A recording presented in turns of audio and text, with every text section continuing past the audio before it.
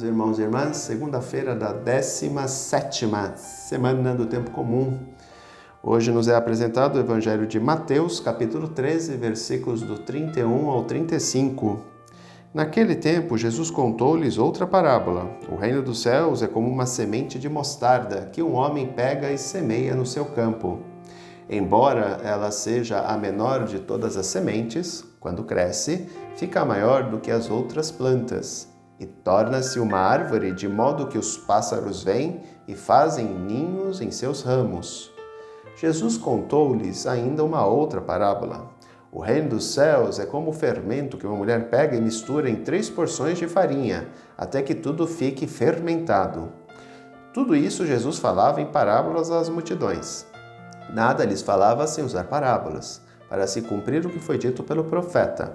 Abrirei a boca para falar em parábolas. Vou proclamar coisas escondidas desde a criação do mundo. Aqui é interessante nas duas parábolas que nos são apresentadas no dia de hoje, observar que a mensagem do reino ela é comparada como algo pequeno.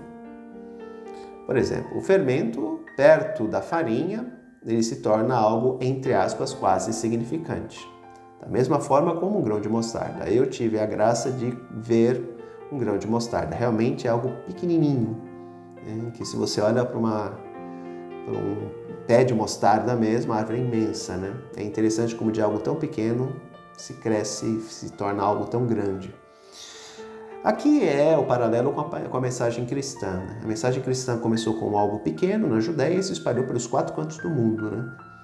Hoje, seja a visão católica ou a visão protestante, né? A Igreja Católica ou as igrejas protestantes com as suas denominações, o cristianismo continua a se espalhar pelos 4 cantos do mundo. Né? Algo que começou na Judéia 2000 anos atrás. Algo pequeno, um grupinho, que depois se espalhou e se tornou uma religião de aí, pelo menos, quase 2 bilhões de pessoas espalhadas no mundo todo. Quando a gente vê a força da palavra de Deus, que continua ainda a produzir frutos que nasceram de um pequeno grupo, de um grupo aos olhos dos homens insignificante. Né? Temos poucos registros históricos de Jesus de Nazaré. Por quê? Porque ele era mais um dentro daquele povo.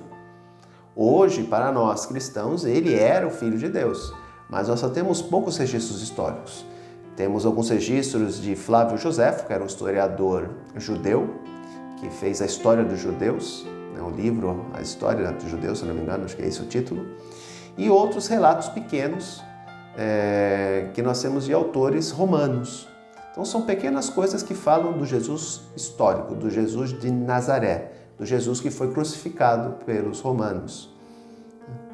Então a gente vê que de um grupo pequeno, de um grupo seleto, na Judéia, a mensagem cristã, por ser obra de Deus, se espalhou, apesar de todas as limitações, problemas e dificuldades relacionados aos homens, né? Aqueles que ficaram encarregados de continuar essa missão de Jesus, ou seja, nós, os seus discípulos. Então é interessante observar isso. Outra coisa que podemos falar do texto de hoje, Jesus falava em parábolas. Por quê? 2 situações. Primeiro, para se cumprir a profecia, que, se eu não me engano, é do profeta Isaías. Abrirei a boca para falar em parábolas, vou proclamar coisas escondidas desde a criação do mundo. Segundo, a parábola era uma técnica muito utilizada na época de Jesus.